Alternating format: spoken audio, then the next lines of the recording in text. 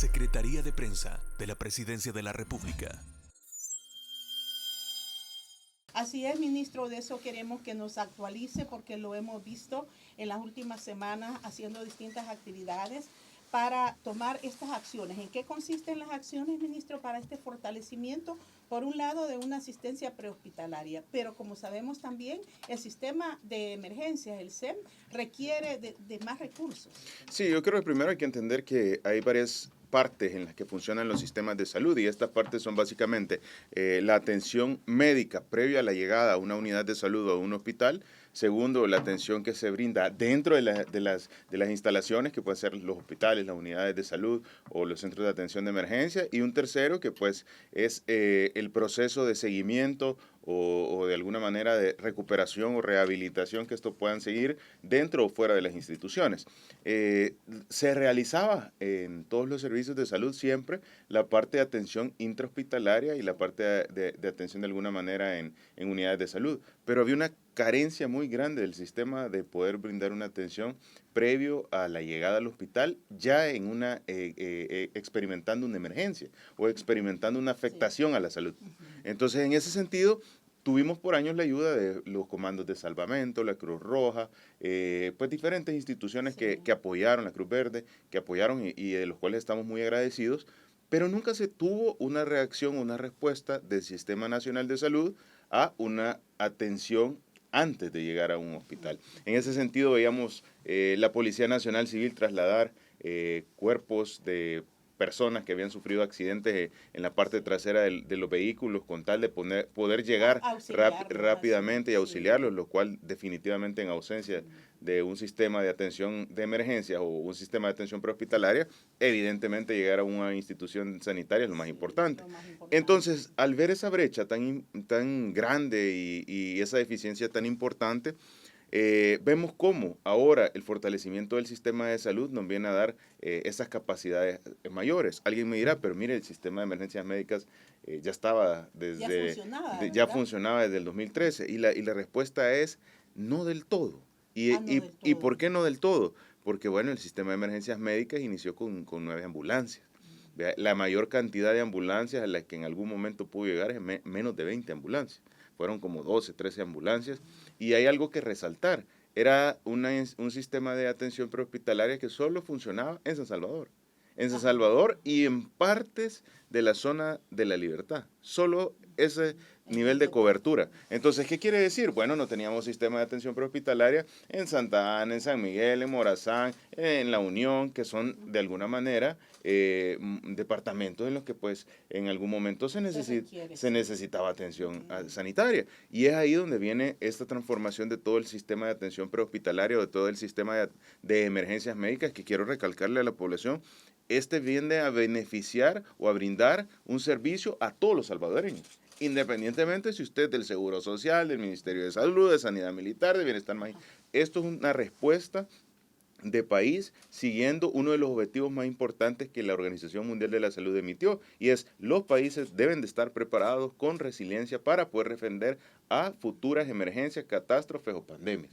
Y ante esa situación, ahora tenemos un sistema de emergencias médicas que puede dar esa capacidad de respuesta. ¿Y qué tiene nuestro sistema de emergencias médicas? Bueno, primero que nada, como bien lo mencionaba, requiere recurso humano. Y el recurso humano tiene una capacidad ahora de cerca de 600 recursos humanos, lo cual era impensable el poderlo tener en el sistema de emergencias médicas. Son más de 157 médicos, 146 técnicos y asistentes en el manejo del paciente, y son más de 280 teleoperadores. ¿Qué compone el sistema de emergencias médicas? Está constituido por una base central, que es la infraestructura que todos vimos en el anuncio con el presidente, y esta base central está ubicada en una de las zonas más privilegiadas, porque usted lo tiene cruzando la calle, el Hospital General del Seguro Social, que sabemos que es el hospital de referencia de todo el Seguro Social. A 2 cuadras, el Hospital Rosales, que es el hospital de referencia del Ministerio de Salud. Sistema, A un par de cuadras tenemos el Hospital Bloom, que es el hospital de referencia, ¿vea? De los niños. Y hacia el lado contrario tenemos el hospital de referencia de las madres y de las mujeres embarazadas. Entonces tenemos, correcto, el hospital de la mujer. Entonces esto nos permite tener una infraestructura muy bien localizada.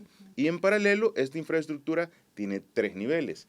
El nivel inferior cuenta con una bahía de descarga, porque como todos saben, anteriormente ahí funcionó un despacho de medios de transporte, entonces tiene esa área de circulación donde nos permite tener listas hasta 10 o 12 ambulancias en formación solo para poder despachar ante la salida de una emergencia. Y alguien dirá, pero ¿eso qué tiene de importante? Bueno, cuando nosotros tenemos un accidente, como el que se presentó hace un par de meses atrás, allá en la zona de frente de la universidad, la UCA, sobre el Boulevard Los Próceres, que fue una situación en la cual pues, la rastra tuvo dificultades y hubieron múltiples o masivos lesionados. Es ahí donde necesitamos la capacidad de despachar rápido. ¿Y esto cómo funciona? Exactamente como si usted estuviera viendo una estación de bomberos de las que usualmente solíamos ver en la hasta lista la ambulancia. Lista la ambulancia. La unidad, perdón, que va a salir, ¿verdad? Y es así. Está la ambulancia totalmente abastecida, equipada, con las puertas abiertas y prácticamente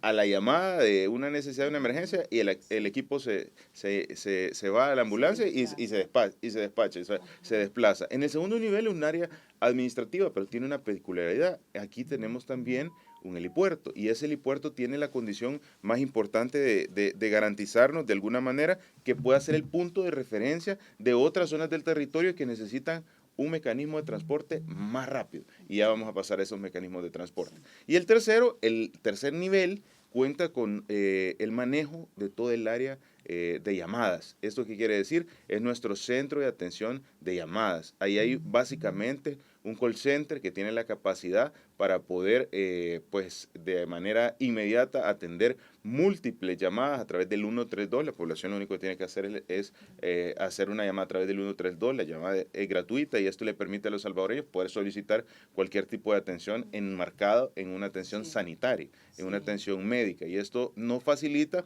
muchas acciones. La ventaja de este call center de llamadas, que es de emergencia, es que tenemos múltiples áreas, podemos sectorizar el call center. Por ejemplo, si tenemos una emergencia médica y en paralelo una emergencia climática, en las cuales pueden haber afectaciones a la salud, el call center se puede separar para poder atender emergencias separadas, lo cual nos permite ser mucho más eficientes. También se tiene el centro coordinador de emergencias. ¿Esto qué quiere decir? Hay una sala donde se toman todas las acciones pertinentes en paralelo con la recepción de llamadas, en paralelo con todos los integrantes pues, de protección civil, que son los encargados de poder abordar. La idea es poder unificar y dar una respuesta sólida ante una futura situación emergente o de pandemia.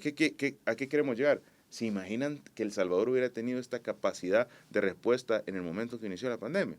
Hubiera sido una situación totalmente diferente, hubiera sido una situación en la cual hubiéramos tenido todavía un mejor desempeño, porque hubiéramos contado con un sistema de emergencia, el cual evidentemente no existía con esa fortaleza. Y además, a esto de la base central se le suma algo también que es bien interesante conocer. No solo va a estar en San Salvador, hoy da una cobertura a nivel nacional. ¿Y cómo logramos esto a nivel nacional? Hay bases operativas. Son aproximadamente 20 bases, un poco más porque también los hospitales se activan para hacer base, pero son infraestructuras hechas solo para atención de emergencias. Eso quiere decir hay ambulancias, es correcto. Y estas bases funcionan como que si usted estuviera observando una tripulación de un avión. Entonces, llega el avión, se va a la tripulación a algún aeropuerto y llega otra tripulación, utiliza el avión, después lo deja, exactamente eso sucede. Hay tripulaciones de atención de emergencias que se están relevando cada 24 horas, lo que permite que nunca paren nuestras estaciones. Entonces, si usted tiene una emergencia en la zona de la Unión, pues de la base operativa del SEM, que es el BOSEN de la Unión, le van a mandar la ambulancia dentro de las ambulancias que tiene. Entonces, esto nos da una cobertura nacional y esto nos permite brindar servicios tan importantes como lo son atención de emergencias, que estas pueden ser a través de una llamada telefónica o a través de la identificación por los diferentes mecanismos, comandos de salvamento, por la notificación a la policía, por la notificación de la población. Evidentemente, a la hora que están las ambulancias desplazándose y ven un accidente, pues también pueden tomar la intervención inmediato, y es también en apoyo al traslado intrahospitalario. Y esto es bien importante porque a pesar que estamos viendo esta fortaleza, también nos brindan un apoyo al sistema hospitalario. ¿Qué cuenta de mecanismos de transporte? Y esto es muy interesante. Bueno, solo en este momento se han incorporado más de 140 ambulancias que pueden tener toda la capacidad para poder dar respuesta terrestre, y son las que están distribuidas en las diferentes bases y en la base central, pero también tenemos 4 lanchas ambulancias que están totalmente climatizadas, que tienen las capacidades para salir a mar abierto, que pueden evidentemente dar la protección a todas las zonas costeras de nuestro territorio, la zona oriental, la zona de la Costa del Sol, la zona occidental, y la bahía de Jiquilisco, la zona de las islas del Golfo, las zonas de también las islas de la Costa del Sol y las zonas de pues el occidente del territorio, con y lo cual marcan siempre el 132. Marcan siempre el 132. Y a esto se le suma también 3 aeronaves que tienen la capacidad de desplazar a los pacientes de manera inmediata y sobre todo con una respuesta bastante importante. Estos 3 helicópteros o estas 3 aeronaves tienen características particulares cada una de ellas. Hay uno que está designado para poder brindar todas las atenciones médicas, pero está especializado en atenciones de búsqueda y rescate. Esto quiere decir que nos puede brindar un apoyo ante una situación de difícil acceso, remoto, con grúa, que puede bajarse una camilla, rescatar a un paciente que tiene capacidad, incluso hasta poder apoyar ante situaciones de incendios, pero sobre todo que tiene la capacidad de poder trasladar múltiples lesionados en un solo momento, incluso hasta 6 pacientes trasladados en un solo momento. A eso se le suma otro helicóptero que tiene unas capacidades o bondades que son la facilidad y la rapidez de esta aeronave, y nos permite hacer todos los traslados de pacientes adultos que requieran soporte vital avanzado a una velocidad impresionante. 22 minutos se tarda de llegar desde la zona oriental hacia el helipuerto de la base central del sistema de emergencias médicas. Y tenemos un tercero que nos permite tener un soporte vital avanzado a un paciente neonatal. ¿Y cómo es esto? Bueno, es un helicóptero que básicamente tiene una incubadora con ventilador mecánico, con respirador, con aspirador, con todo lo que se necesita dentro, y con la capacidad de que pueda estarse desempeñando las actividades. Que estas aeronaves no solo es que tienen una camilla, sino que tienen oxígeno, tienen monitores de signos vitales, tienen aspiradores, tienen ventiladores mecánicos, tienen todos los complementos, y a esto se le suma todo este proyecto del sistema de emergencias médicas, la capacitación y certificación por docentes internacionales para los diferentes mecanismos de aerotransporte, transporte marítimo y transporte terrestre del personal, lo que ahora se pone como un servicio más para todos los salvadoreños, para recibir con equidad pues el tan preciado bien que es la salud. Y bueno, todas las personas quieren recibir ya el tratamiento para su padecimiento, pero usted me decía, en este momento están haciendo un trasplante.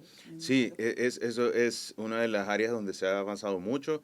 Estamos iniciando justo en este momento un trasplante más, con lo cual estamos por alcanzar alrededor de quizás los 10 trasplantes en estos cortos, en el 2023, y en estos cortos meses, porque hasta después del segundo semestre de este año se incorporó otra institución a realizar trasplante renal. ¿Esto qué quiere decir? El Hospital Rosales por años no pudo realizar el trasplante renal. Se hizo en algún momento un trasplante, pero nunca se dio ese soporte para poder garantizar a los pacientes trasplantados el seguimiento. Y se ha retomado toda esta labor para poder beneficiar a los salvadoreños, y en esto hay que ser muy importante. Son casos complejos, son casos en los que pueden cambiar la vida con un trasplante. Y ahora hay el soporte tanto de medicamentos como de recursos humanos para poder hacer crecer este tipo de atención sanitaria que en el país se había limitado. A veces es curioso ver cómo hay observaciones sobre todo el avance en el tema de trasplante, pero se nos viene a la mente, bueno, y si tantas observaciones tenemos, ¿por qué antes de estos tiempos nunca se trasplantó? Entonces demuestra cómo también pues hay acciones que fueron limitando a que los pacientes solo pudieran recibir este tipo de beneficios en el sector privado. El Hospital Bloom está realizando trasplantes, el Hospital Rosales está realizando trasplantes, el Hospital Sacamil está realizando trasplantes, el Seguro Social está realizando trasplantes. ¿Qué queremos alcanzar? Bueno, queremos facilitar mucho más las listas que tenemos de espera para que los pacientes se vean beneficiados, y esto en concordancia con todo el avance que se ha tenido en el sistema de salud. Creo que es un crecimiento integral, no un crecimiento solo en un área del sistema de salud, un crecimiento a lo largo y transversal de todos los diferentes servicios que la misma institución brinda.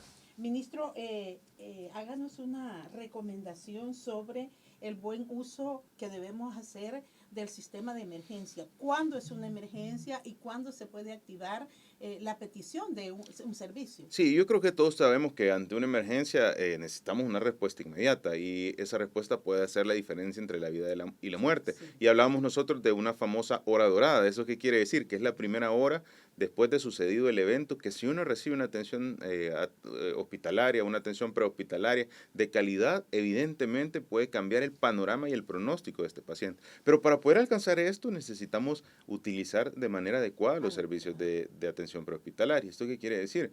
Evidentemente un accidente con lesionados graves, sí. Evidentemente un paciente que tiene una situación inmediata de un infarto agudo del miocardio, que son afectaciones de salud que deben de movilizarse de manera inmediata, son el tipo de emergencias del que podemos hacer uso del sistema de emergencias. A veces suceden emergencias como dolores de cabeza, que nos permiten de alguna manera, procesos febriles, que nos permiten de alguna manera poder alcanzar por un mecanismo de transporte, la unidad de salud, el hospital, la persona se puede desplazar.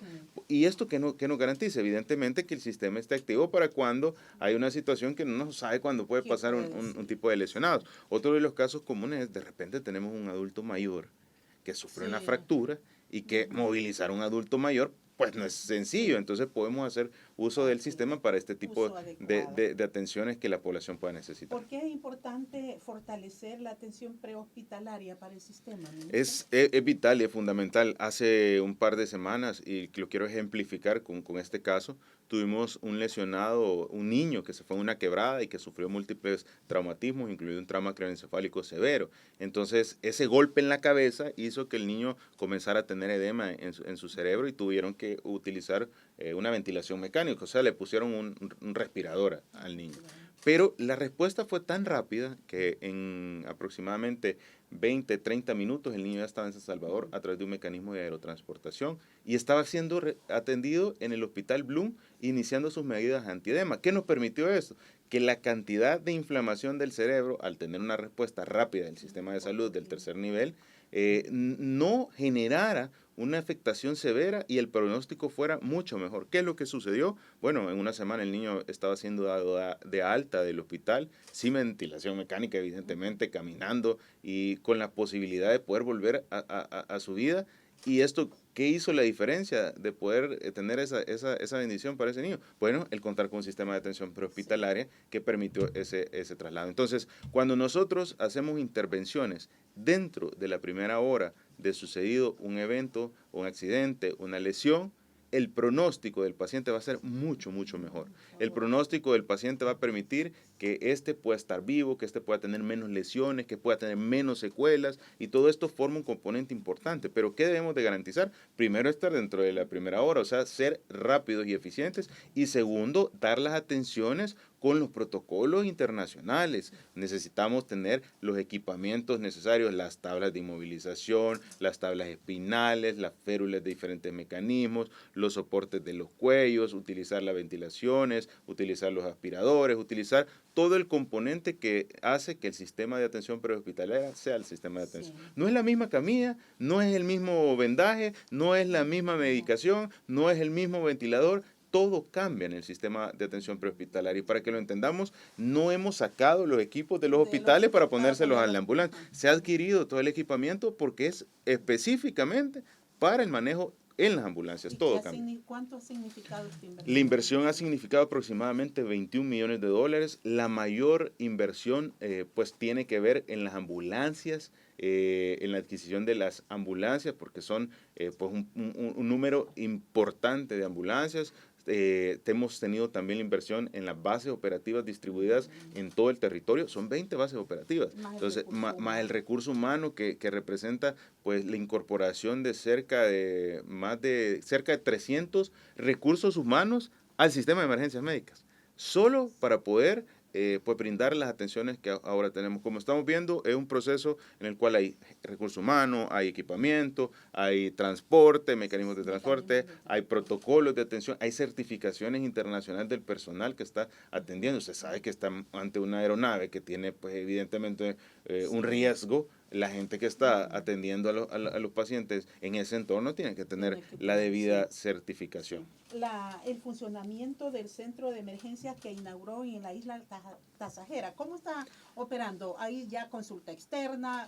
¿Cómo van? Sí, esta es una promesa del presidente y esto obedece a una causa bien importante y es esa imposibilidad de acceder al sistema de salud cuando las personas más lo necesitan en el contorno, en el contexto de alguna manera de poblaciones vulnerables. ¿Y por qué son vulnerables estas poblaciones? Bueno, estar en una isla a medianoche con una fractura, con una situación en la cual necesita una atención inmediata y ni siquiera poder salir de la isla porque el tiempo no lo permite, porque de alguna manera no tienen un mecanismo de transporte para salir, porque no existe un centro para poder atender una emergencia dentro de la isla, hacía pasar momentos de angustia a las familias pues, y a la población de integrantes de la isla, que es una población significativa. Independientemente que no fuera un número alto, la salud es significativa en todo momento. Entonces creo que es muy importante ver cómo hoy se consolida algo tan vital que es el garantizar la vida. ¿Y quién lo dice? Bueno, la Constitución. ¿Y cómo garantizamos la vida? Garantizando la salud. El presidente puso a disposición este centro de atención de emergencias, lo cual evidentemente nos permite con una infraestructura de primer nivel. Estamos hablando de una infraestructura totalmente climatizada, tiene su manejo de aguas potables, su manejo de desechos sólidos, también el tema de electricidad para poder garantizar que en todo momento se cuente con electricidad. Tiene planta eléctrica, planta de tratamiento de agua, tiene también conectividad al 100%, internet para el funcionamiento del sistema, área de promotores, área de saneamiento ambiental. Dentro de la instalación tenemos la farmacia completamente equipada con insumos, tenemos también dos consultorios de atención de medicina general, funcionando 24/7, tenemos también atención para atenciones gineco-obstétricas, tenemos también pues todo lo necesario de la implementación del esquema de vacunación. Todo el esquema de vacunación de San Salvador, ese mismo esquema está en la zona también del centro de atención de emergencias de la isla Tasajera. También se cuenta con un dato muy importante y es que entendemos las emergencias sanitarias y ahí existe un área específica para poder atender a un paciente que requiere soporte vital avanzado. Esto literalmente tiene todos los servicios de una unidad de cuidados intensivos. ¿Qué quiere decir eso? Hay ventiladores mecánicos estacionarios, ventiladores mecánicos de transporte para poderlos llevar a través de la ambulancia. Se cuenta con pues las camillas, con los movimientos necesarios, aspiradores, monitores,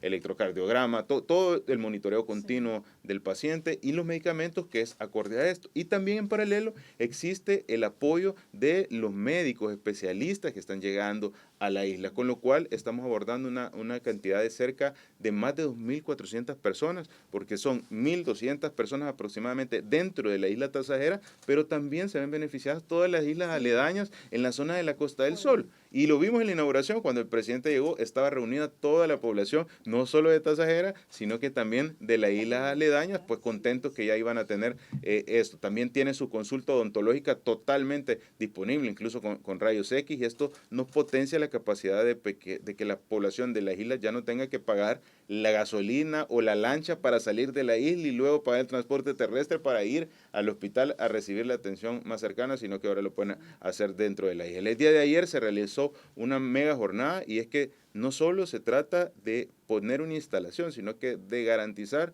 desde el sistema de salud que todas las personas estén en buena condición, por lo cual se hace una jornada en todas las islas, en la isla de Tasajera, pero para poder cubrir a toda la zona y de esa manera pues poner el esquema regular a todos los niños, poder actualizar su estado de salud.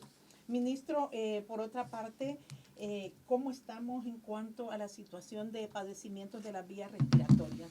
Ha habido como mucha atención por neumonías, especialmente por estos casos de neumonías en niños. ¿Hemos tenido incrementos nosotros? No hemos tenido incrementos, incluso en esta situación, abordando específicamente las neumonías, nos encontramos en una zona de éxito. Eso quiere decir que está en el nivel más bajo posible, marcado por el corredor endémico en comparación con los años anteriores. Esto es un dato muy importante porque nos dice, bueno, no hay una complicación de enfermedades respiratorias en este momento. Sin embargo, el entorno y la información internacional nos llama a estar totalmente atentos a los canales oficiales dentro de los informes que se realizan a los sistemas de salud y a los ministerios de salud. ¿Y eso cuáles son? Los centros nacionales de enlace, que esa información son captadas a través de la Organización Mundial de la Salud. Existe bastante información sobre los casos elevados de neumonías en niños en China, en Estados Unidos, con la identificación de la bacteria de Mycoplasma, que hasta cierto punto es muy importante el tenerlo. Y diremos, bueno, si El Salvador está pendiente de la información, pero no hay información, ¿qué nos garantiza que no pueda llegar al país?